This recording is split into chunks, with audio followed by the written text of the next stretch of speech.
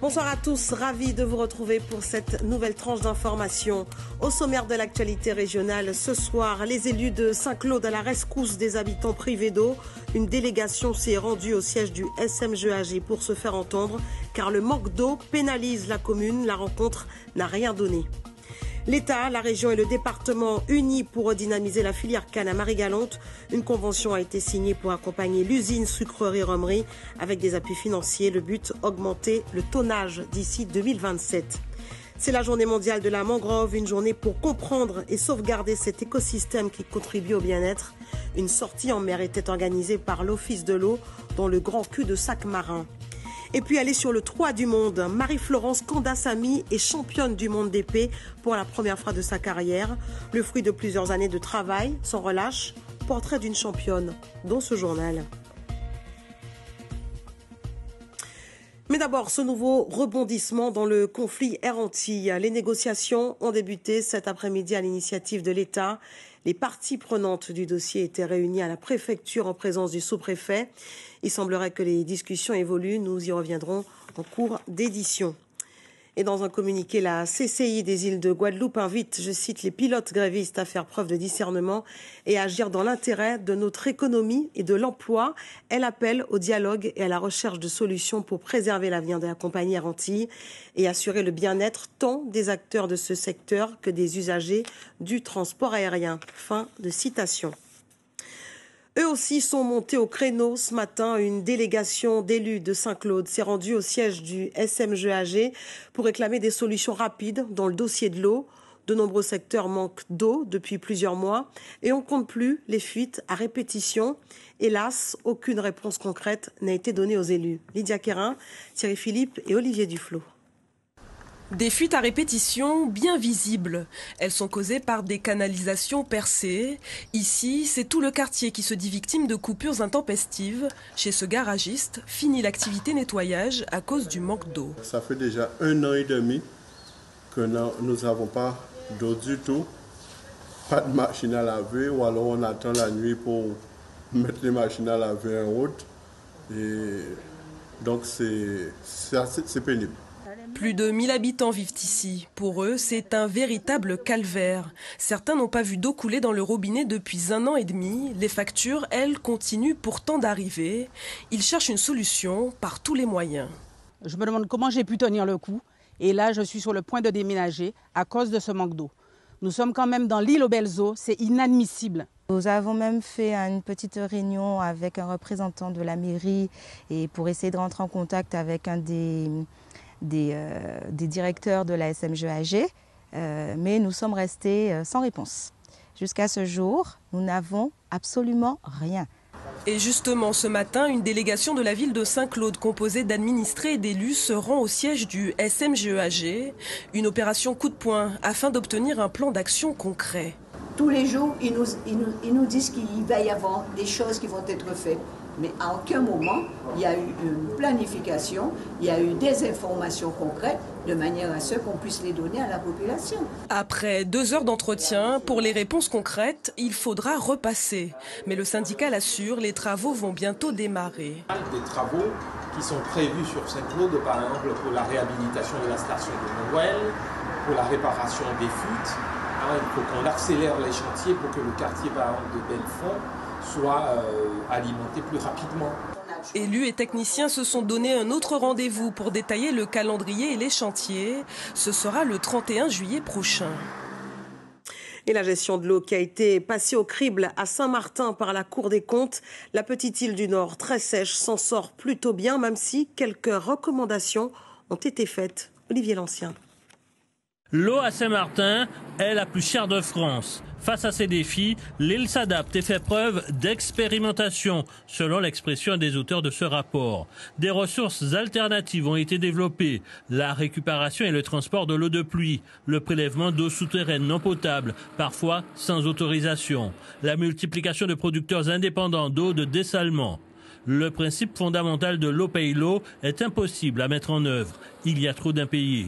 L'établissement public d'assainissement doit recourir aux subventions publiques. Une situation compliquée, d'autant que la gouvernance de gestion du précieux liquide est inaboutie. Malgré les demandes de la collectivité, son schéma d'aménagement et de gestion des eaux dépend de celui de la Guadeloupe, une situation qui fait fi de l'autonomie statutaire de l'ancienne commune de Guadeloupe. La Cour et la Chambre territoriale formulent des recommandations sur la sécurisation de la production de l'eau, la sécurisation de sa distribution et la gestion des impayés. Mais les magistrats vont plus loin. Ils préconisent une coopération avec la partie néerlandaise de l'île, avec des interconnexions de réseau, et ce, même si l'eau produite par Gustavia ne répond pas aux normes de qualité de l'Agence régionale de santé.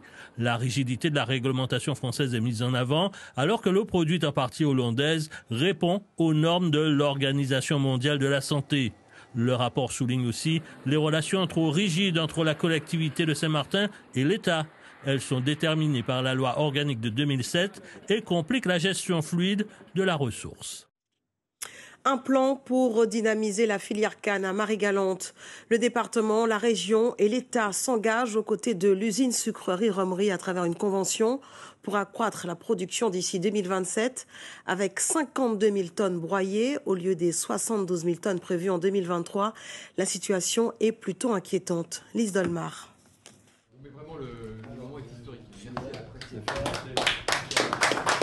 Historique et symbolique, comme l'illustre cette image, des mains institutionnelles reliées, une union sacrément inespérée.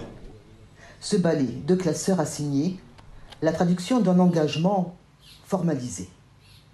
Ce dont on parle aujourd'hui, c'est bien de 30 millions d'investissements au profit de la SRMG pour moderniser. Pour ce faire, le département a dû mettre la main à la poche, comme on dit. Une aide de 850 000 € pour la période allant jusqu'à 2025 pour la création de bassins de rétention est donc actée. Mais ce n'est pas tout. Nous allons mettre à disposition 100 hectares de terre parce qu'on connaît quelle est l'importance de la canne pour le développement, pour le prêt économique pour Marie-Galante. Donc de manière immédiate 50 hectares et à moyen terme 50 autres hectares. Nous nous sommes engagés aussi à mettre de l'argent pour moderniser cette usine, car Marie-Galante ne peut rester sans son usine, sans ses planteurs. De 30 millions. Ce qu'on a fait aujourd'hui, c'est qu'on a confirmé un plan de financement de 30 millions d'euros qui permet la modernisation de l'usine. Donc c'est plus qu'un tournant, c'est qu'on s'engage pour l'avenir. Un engagement pour l'avenir qui a l'air de redonner le sourire en premier lieu au directeur de la sucrerie-romerie. Ça permet d'avoir un réel projet industriel et pas d'être comme on était avant, coup par coup à l'année. L'État s'engageait avant année par année. Là, on a un vrai engagement sur 6 campagnes, 6 années. Rester en confiance, avec humilité. J'ai travaillé et qui fait en sorte que nous sommes là aujourd'hui. Je dis merci aussi à Michel Clavry qui avait déjà taillé la pierre avec l'ancien président Coquin. Des engagements et beaucoup d'épreuves traversées. L'usine sucrerie-romerie de Marie-Galante devrait donc connaître un regain d'activité, l'objectif étant de passer de 52 000 tonnes à 130 000 tonnes de canne broyée d'ici 2027. Et notez que le contingent d'exportation de rhum traditionnel d'outre-mer va augmenter en 2014. L'arrêté interministériel organise la répartition du volume dédié au marché hexagonal entre les départements et les distilleries. La Martinique est la première exportatrice de rhum agricole devant la Guadeloupe, mais l'augmentation du contingent est plutôt bien accueillie chez nous malgré quelques réticences. Michael Bastide. Les cuves de fermentation sont vides, la production de rhum agricole est terminée à la distillerie Longto.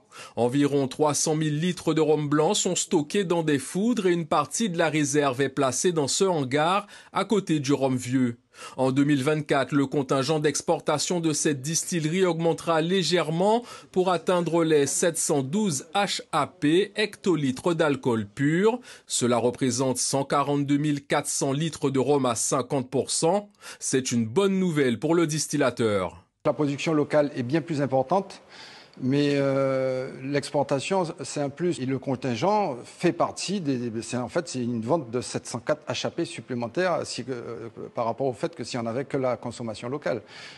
704, c'est 140 000 litres, on ne cache pas sur 140 000 litres de vente. Et aujourd'hui, donc un petit peu plus, c'est pas négligeable.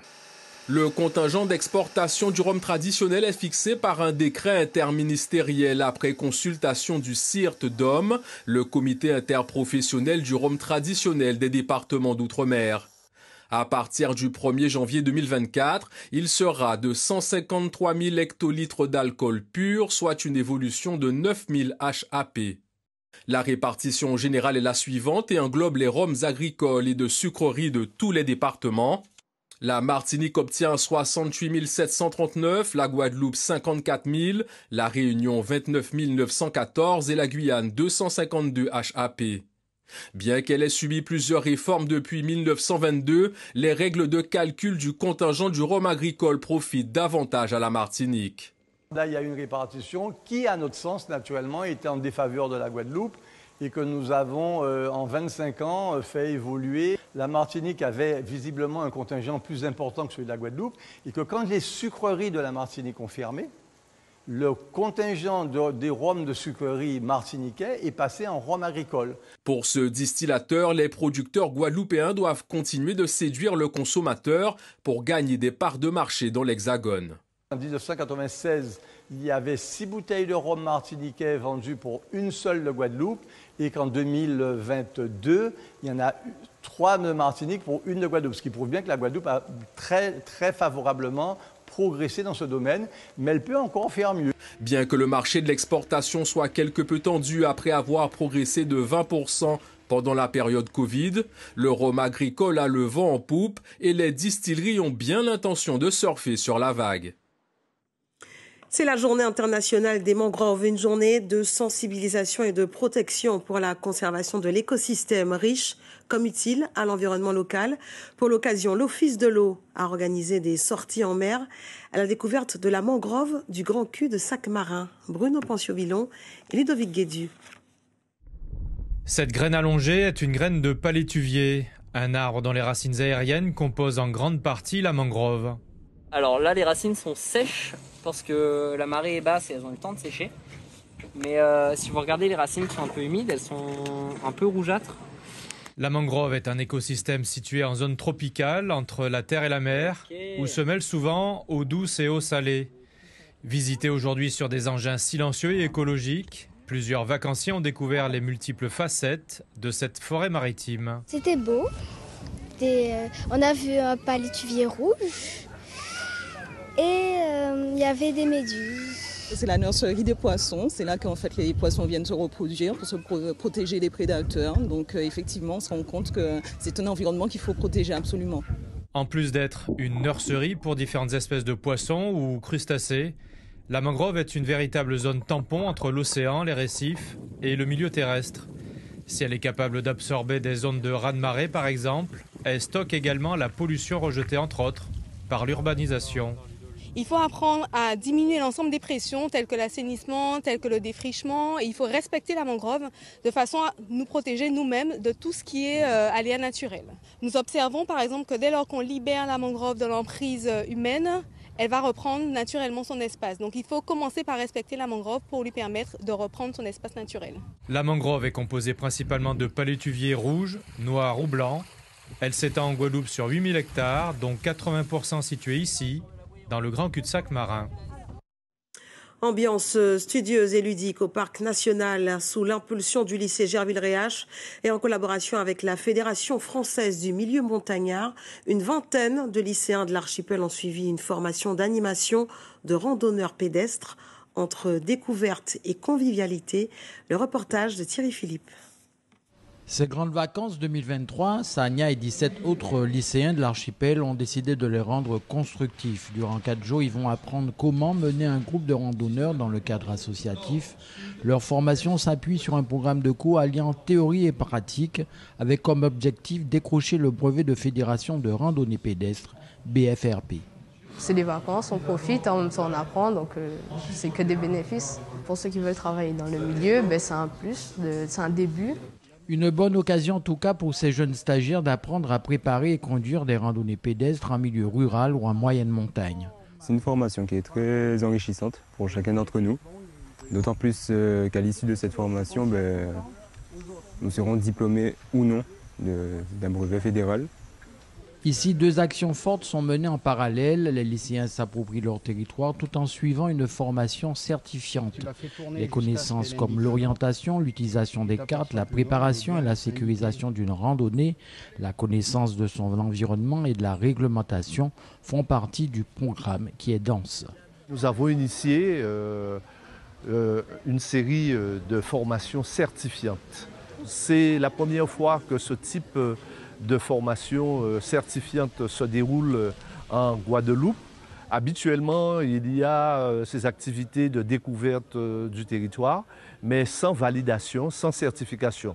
Concrétisé au lycée Gervais-Dériage, ce dispositif est mené en collaboration avec le Parc national et la Fédération française du milieu montagnard, la FMM, qui a dépêché 2 formateurs.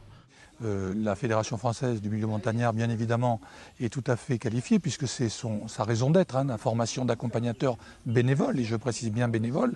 Et c'est pour ça que nous avons rapidement trouvé un terrain d'entente et organisé très rapidement ce stage. Les milieux naturels de la Guadeloupe situés en cœur de parc national seront le terrain d'apprentissage des stagiaires, à l'exemple de la Soufrière, les bains chauds de Matouba, le bassin bleu, les chutes du Galion, le canal Le Pelletier ou encore le saut de Bradford.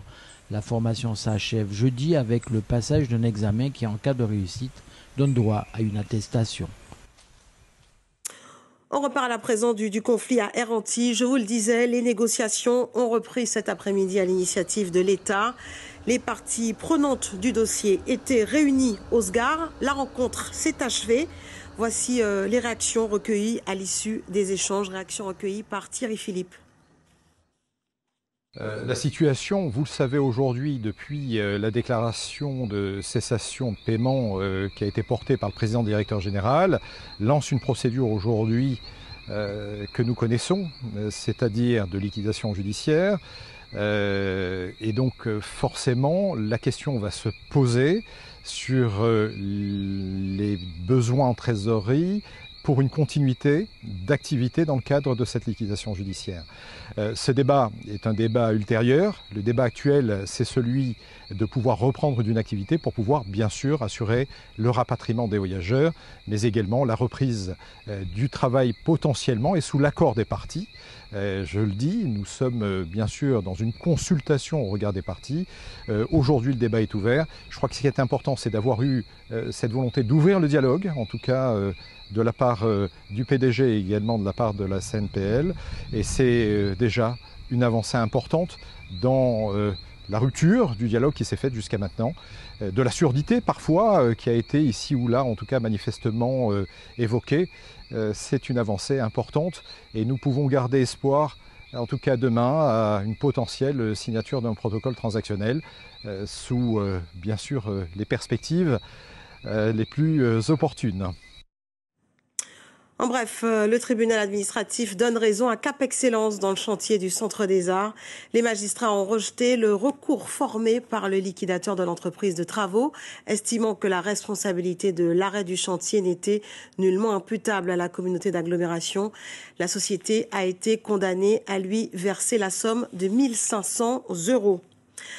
Un autre chantier qui avance, le chantier de la piscine olympique à Bainbridge, aux Abîmes. Il a débuté au mois de mars. À partir de la mi-août, le bassin de 50 mètres composé de plaques en inox sera installé sur le site. Malgré quelques petits retards au démarrage, le calendrier sera respecté. Fin des travaux prévus pour la mi-décembre et inauguration au mois de janvier. Le coût de la construction, qui a augmenté de 20%, devrait avoisiner les 8 millions d'euros. Robert Barbin, le président de l'infrastructure, nous explique l'importance d'un tel projet pour la Guadeloupe. Il répond à Michael Bastide. Les travaux ont bien avancé. On a commencé au mois de mars, on est à mi-chantier et voilà, le planning est respecté. On est que satisfait pour l'instant. Trop d'enfants arrivent en 6e sans savoir nager. Trop de noyades sur nos plages, trop de noyades sur les piscines, notamment les piscines privées. Eh bien, on va inciter en fait les parents, nos décideurs, l'éducation nationale, eh bien, à venir fréquenter davantage cette piscine et former aussi des futurs nageurs et aussi très certainement des futurs champions. On va parler des Jeux Olympiques. Justement, dans un an, jour pour jour, Paris sera le centre du monde. Les athlètes entreront en scène d'abord avec une cérémonie d'ouverture inédite, un défilé grandiose sur l'eau au pied de la Tour Eiffel. On retrouve tout de suite Nicolas Bouige. Casser les codes, telle est l'ambition de Paris 2024. Place donc à une cérémonie d'ouverture inédite sur l'eau, sur la Seine. Un parcours de 6 km entre le pont d'Austerlitz et le pont d'Iéna au pied de la Tour Eiffel. Mais casser les codes veut dire aussi changer l'ordre des choses. Ce sont les athlètes qui défileront en premier. On en attend 10 500 installés sur des embarcations géantes. Émotion garantie, émotion encore avec le spectacle qu'on nous promet total. Performance artistique sur tout le parcours et à l'arrivée au Trocadéro pour le grand final devant pas moins de 600 000 spectateurs. Reste la question, où sera installée la fameuse vasque qui accueillera la flamme olympique durant toute la compétition de ces JO parisiens. Tour Eiffel, Stade de France, le mystère demeure et il devrait durer encore longtemps car vous l'aurez compris, Paris 2024 aime casser les codes et donc créer la surprise. Et nul doute que la fête sera belle. Et voici une athlète à suivre sur ces Jeux. L'escrimeuse Marie-Florence Candassami a été sacrée hier championne du monde à l'épée. C'était en Italie. C'est son premier titre mondial après avoir joué les seconds rôles pendant plusieurs années. Esther Abitbol. Un dernier coup d'épée. Et c'est la victoire pour Marie-Florence Candassami. L'escrimeuse guadeloupéenne et martiniquaise vient de décrocher son premier titre individuel mondial. Avec ce sacre à Milan, elle réalise sa meilleure saison. Premier podium planétaire et même premier pour l'épée féminine française depuis 13 ans. Pourtant, la progression de Marie-Florence Candassami fut loin d'être fulgurante. Longtemps abonnée aux 2e et 3e places, à 32 ans, elle remporte enfin sa première médaille d'or. Une belle récompense à 1 an des Jeux de Paris qu'elle attend impatiemment. En 2021, l'escrimeuse n'avait pas réussi à se qualifier. Et c'était aujourd'hui le coup d'envoi du Tour cycliste de la Guadeloupe, Tour cycliste féminin, 33 coureuses, 4 étapes, près de 263 km à parcourir avec les spécialistes de la discipline dans les catégories U17 et U19. Bérénice Paul de l'AC Montivilliers obtient le meilleur chrono du prologue qui s'est déroulé cet après-midi à la gare routière de Bergevin. Deuxième, Kathleen Ramonet de la Défense et Dalia Rennes de la sélection de la Martinique. On écoute le premier maillot jaune de ce tour, interrogé par Jean-Marie Mavounzi. Ça fait 2 ans que je suis licenciée à la FFC et que je réalise du coup des compétitions. Je suis venue par 4 fois en Guadeloupe où j'ai pu rencontrer le club de l'USL qui m'a permis de rouler avec leurs coureurs et faire donc, de base une entente qui n'a pas pu se faire et puis là pour le coup courir sous leur encadrement et donc je les remercie pour ça. Voilà, et donc effectivement je pratique quotidiennement le cyclisme et puis voilà, ce tour-là représente beaucoup pour moi et ce premier maillot jaune voilà, représente cette victoire. J'espère conserver du coup ce titre-là tout du long. Pour le coup, je me battrai pour. Voilà pour l'essentiel de l'actualité. Avant de se quitter, le rappel de l'une des informations à retenir ce soir. Les élus de Saint-Claude à la rescousse des habitants privés d'eau. Une délégation s'est rendue au siège du SMGAG pour se faire entendre car l'eau manque cruellement dans la commune. La rencontre n'a rien donné. Retour dans l'information, 6h, Sébastien Gilles. Je vous retrouve à 19h pour les titres de l'édition régionale. Je vous souhaite de passer une très belle soirée sur notre antenne. À demain.